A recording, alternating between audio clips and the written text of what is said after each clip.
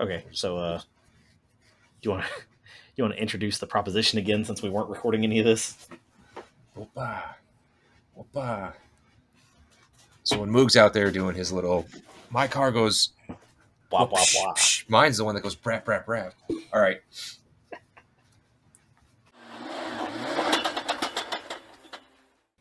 So I had spent a week in Colorado, and I was with family. And if you guys have already checked out the video that we posted for the Broken Axle Spotted, which is awesome, that was my first attempt at basically freaking out about filming a bunch of cars and coming up with a video to produce all in one day. Big shout out to my brother Joel. He has a Angle Media. He does a lot of photography, and I literally can't afford what he does. So huge props to him. Huge thanks to him. If you guys know the audio and the video quality of that sounded a little bit better, a little bit crisper, his fault, not mine. I'm still very nubile. But yeah, and as I was on vacation, and what Steven and I were alluding to earlier, is I had recently acquired a 2010 Rx8 with 67,000 miles on it. Fixed it back up to, what would you say, Steven? Good OEM. That's what I'd call that, like a healthy, functional, good driver. Maybe not quite show quality, but nice. Yeah. Yeah, and for the age too, it's 11 years old. It's got, it's got a door ding here. It's got a little scrape here. I did do a cut and buff on it, and it has a full tune-up. Going back to me moving, it's going to be about $1,400 to ship the thing out to Georgia. The conundrum that I'm running into is that the car is probably worth, right now with the car market, it's kind of dumb, it's worth probably $10,000 to $12,000. Especially with the clean title and a good smog, which it both has. So I'm at the impasse of, do I want to sell this vehicle that I just bought and I do a door for a good profit, or do I want to try to hold on to it, or do I sell it knowing that I possibly can get the vehicle I actually want, which is the 2010, 2011 R3 package in red or blue, not black, knowing that those cars there's only 500 of them in the US, so, and I've had already one. And I know there's at least 30 or 40 that have been crashed. So that's where I'm at. We got a couple of things here, right? For the viewers out there, right? This situation sounds oddly specific to Craig, and it kind of is, because both me and Craig make terrible, terrible choices when it comes to cars from a practical standpoint, because that's just the kind of people we are. I got the Carcane. Yeah, got that Carcane, man. Hell of a drug. Get your kids addicted to Carcane. They'll never have money for hard drugs. It's facts. But for a lot of people, they won't cheat on you. Find a boy who's a car guy. Yeah, he ain't got time to go looking for hoes. He's too busy spending money on car parts. But this actually applies to a lot of people, because of the way the used car market is right now. Is super inflated. So a lot of people may be in this position where you're looking at potentially being able to unload, maybe not your main driver, because I don't know that I really endorse that most of the time, but unload a second car, your toy car, maybe a project car, for a solid profit. Right now is a terrible time to buy one. But if you're in that position that you could afford to unload one and wait for a few months, or to just drive something else that you don't like as much for a few months, I'm sure that this overinflated used car market is going to pop eventually, and prices will come back down to, we'll say something a little more in line with what the cars are. We were discussing the example of a friend of Craig's that has a Scat Pack? Yeah. So he has a 18 Scat Pack Challenger. That could be sold for a pretty solid profit right now. But that's one of those cars that down the road, I don't see it holding any real more value than anything else in its group, just because they made so many of them. They're just not rare. They're not going to hold any kind of special place. They're neat cars, don't get me wrong. Like, I kind of like them, but they're not going to be anything rare or special. Once this market fixes itself, they're the kind of thing that you can hop on Marketplace or Auto Trader or whatever and find all day, no problem. Craig's situation with the RX8s, right? They didn't make a ton of them. He's got a special fondness for the Magic Spinning Dorito. Y'all can debate that one in the comments. I don't get the Dorito thing. I really don't. But the people that do, I'm with it. I have went down this road and I made, I guess what you'd call the other choice. because I had a C4 ZR1 with the specific Lotus derived and Mercury Marine built LT5 and went down I should unload this thing Mm-hmm. because it's rare and stupid expensive to keep. And there's just other better platforms. Yep.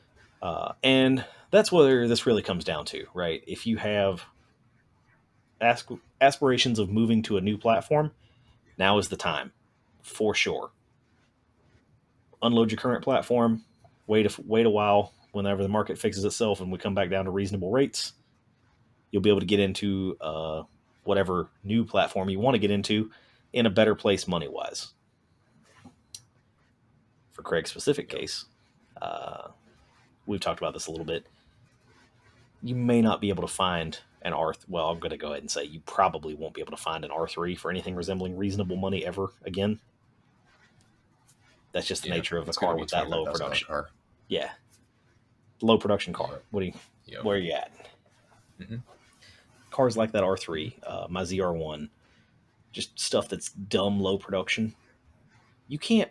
I mean, you can, but you really don't want to heavily modify them or pile a ton of miles on them because they destroys the value of them.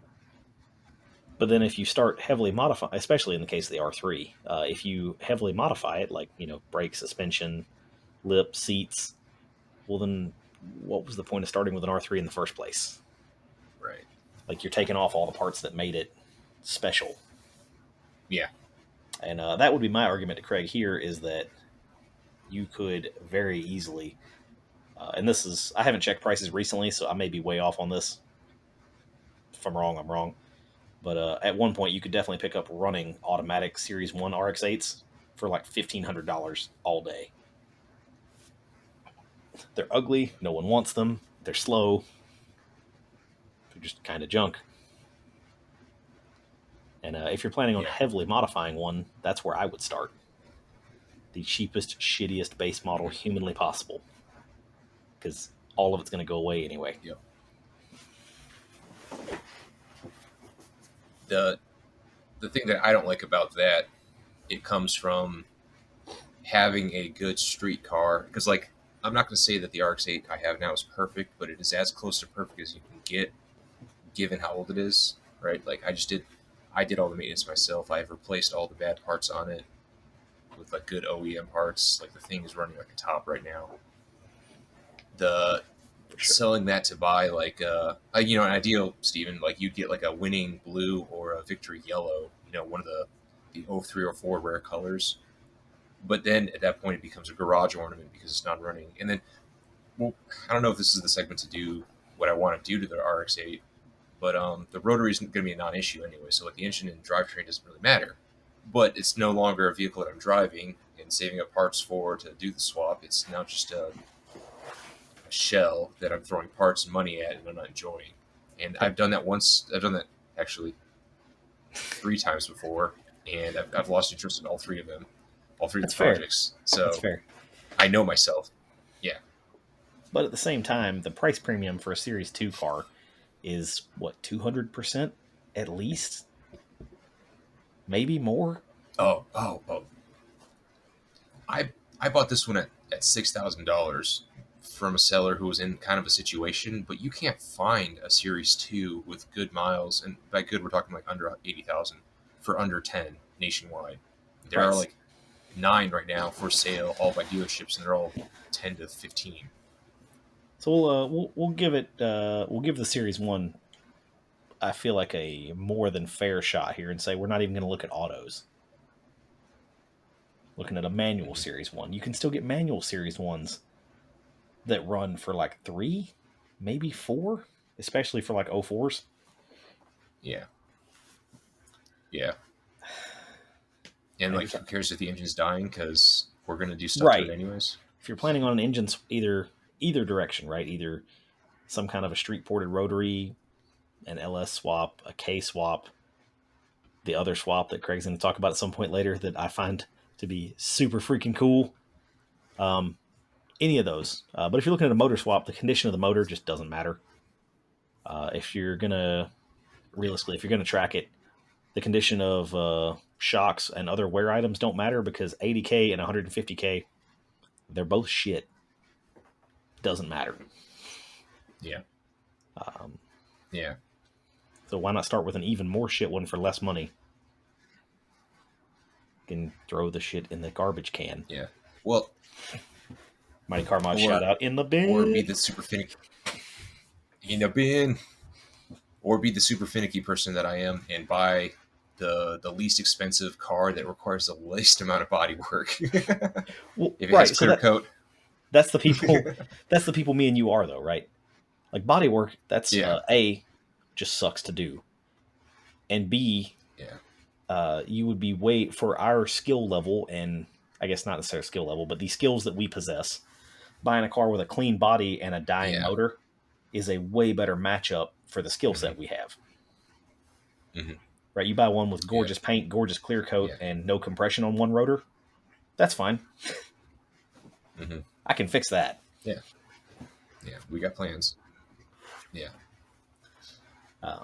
Whereas the other way around, right? A beautiful runner with, like needs rear quarters on both sides from getting drifted into something. Like that's no bueno. yeah, yeah. I don't. Front end collision. There's a lot of R3s out there that have like front end damage because guys don't know how to drive them, and I just don't want that. Don't want the hassle. Hassle, and I've dealt with that before, right? You start taking stuff off, new parts don't fit right because the car hmm is tweaked. That's just a headache nobody wants, man. hmm So, that said, Yep. if you're going to do the same thing, and this is not just Craig, but to everybody out there, right? If you're going to sell your project and get back to the same hmm platform again, you're not really going to get anywhere doing this.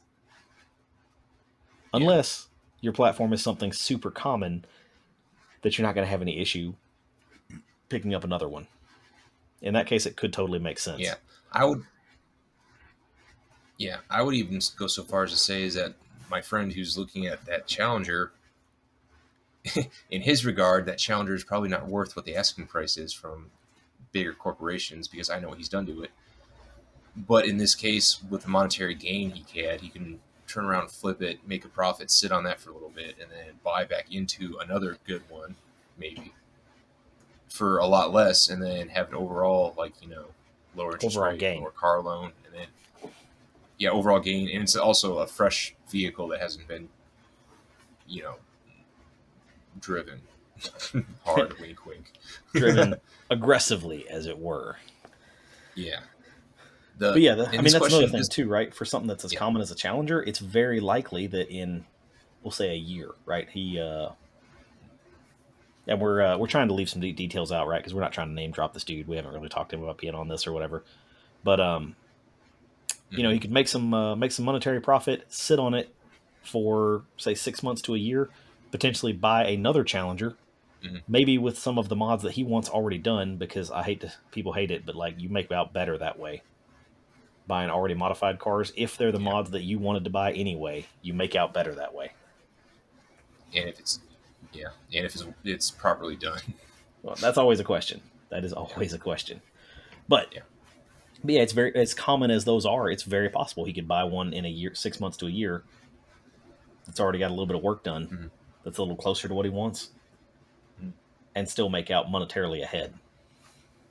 And I would say that same thing to yeah, anybody in Mustang land, Camaro land, any of that stuff where there's just hundreds and hundreds of them out there.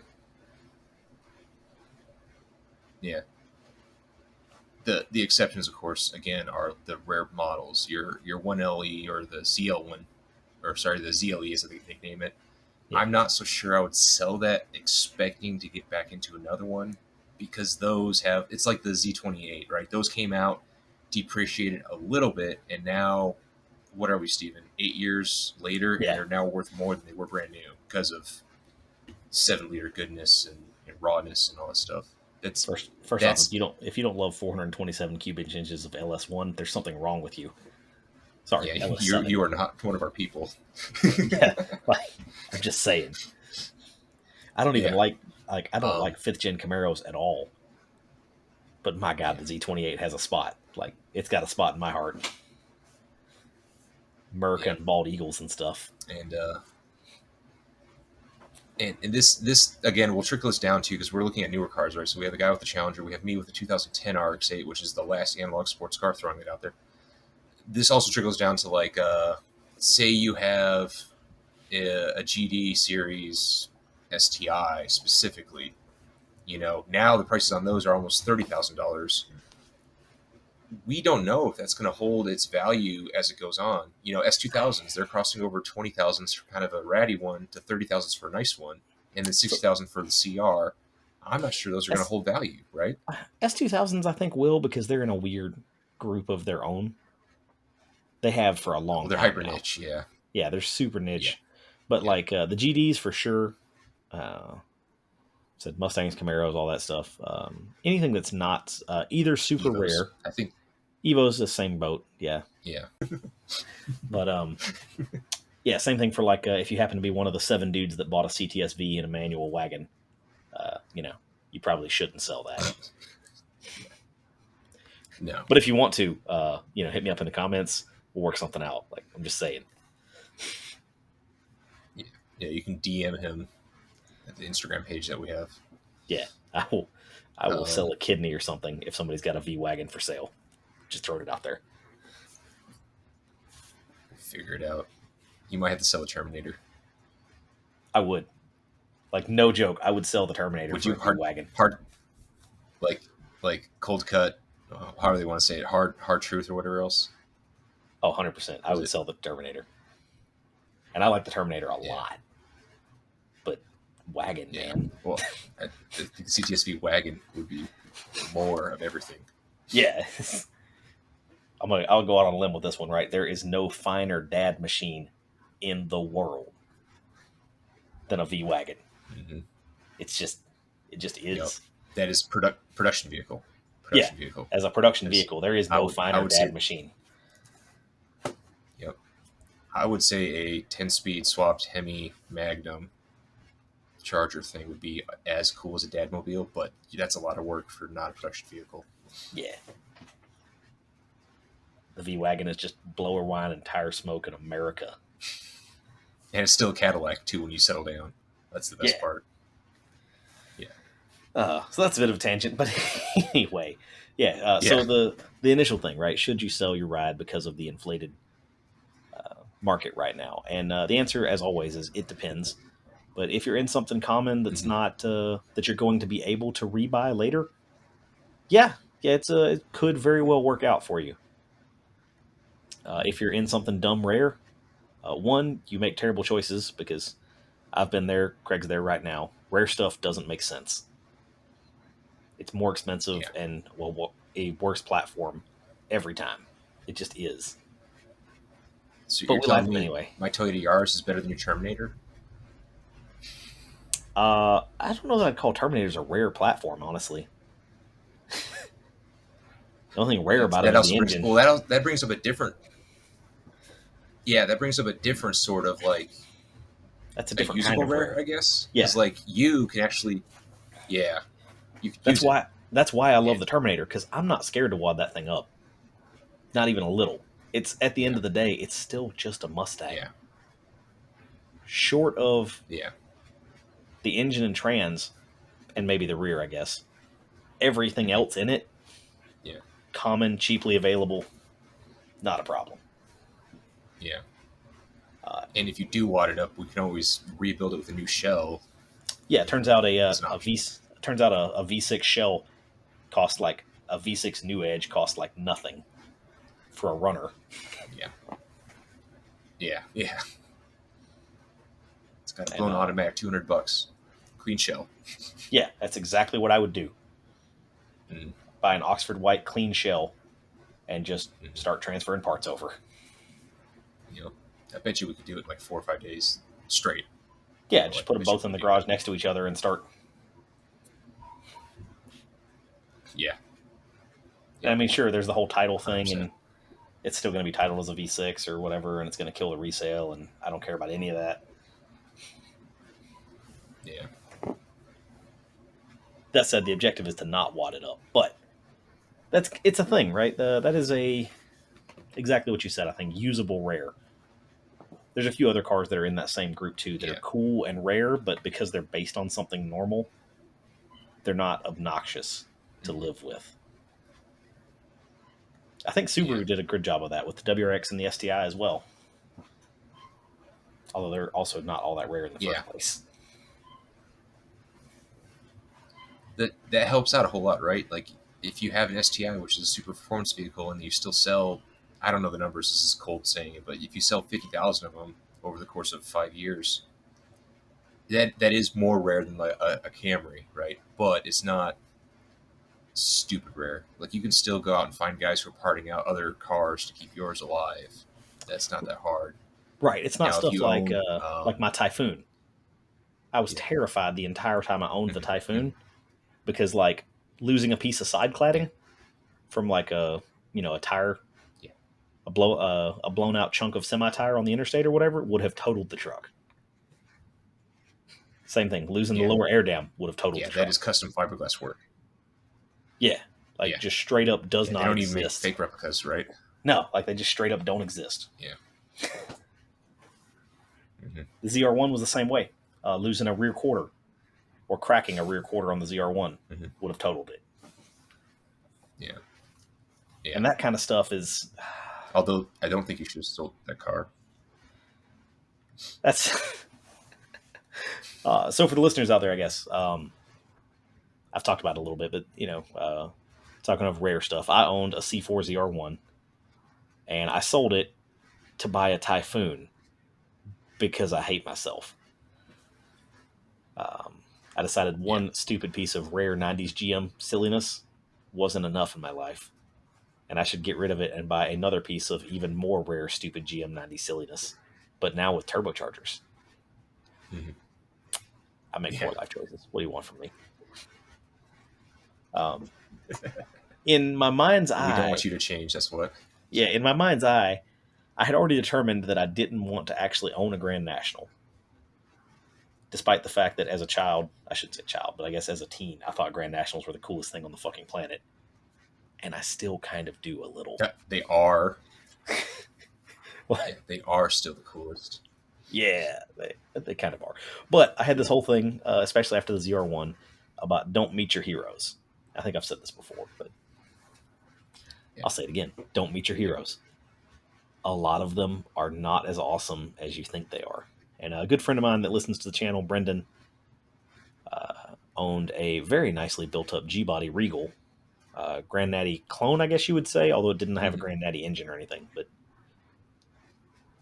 Grand National suspension, or Grand National interior, sorry, a lot of aftermarket suspension. Great car. But after being around that Regal, I realized that owning a Mhm. real Grand National would have been terrible because I would just rip out all the Grand National stuff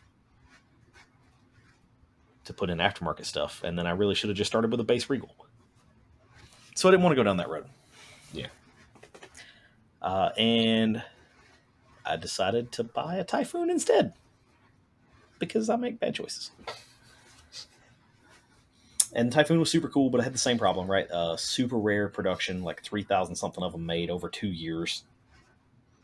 God only knows how many of them are still Mhm. running around. It can't be very many. And no bodywork availability, no wheel availability, no interior availability, almost no engine availability, and no transmission or transfer case parts availability.